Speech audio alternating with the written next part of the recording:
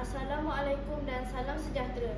Saya akan menyampaikan syair berbuat jasa karya Harumat Piah Irama Dodoi.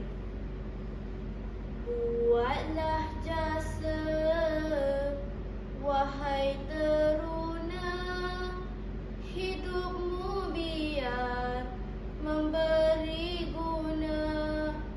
Kamu yang mati, jasa tak fana, asalkan buahnya elok sempurna. Banyakkan khidmat, besar dan seni, serahkan kepada Tuhan Rabbani.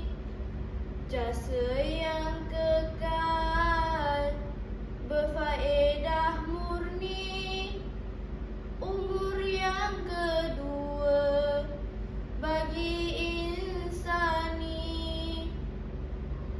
Hidup manusia jangan percuma, buatlah bakti budi utama. Selagi baiknya kekal menjelma, si mati hidup selama-lama.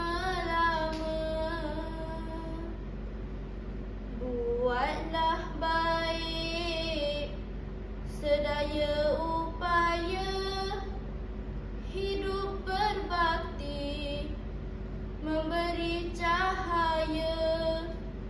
Sumbu pelita tak sia-sia, terbakar dirinya menerangi raya.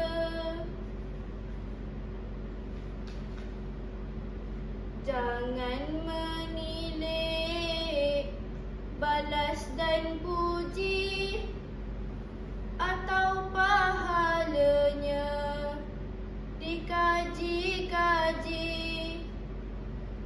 Rasa demikian tamak dan keji, padahal baiknya tinting dan uji.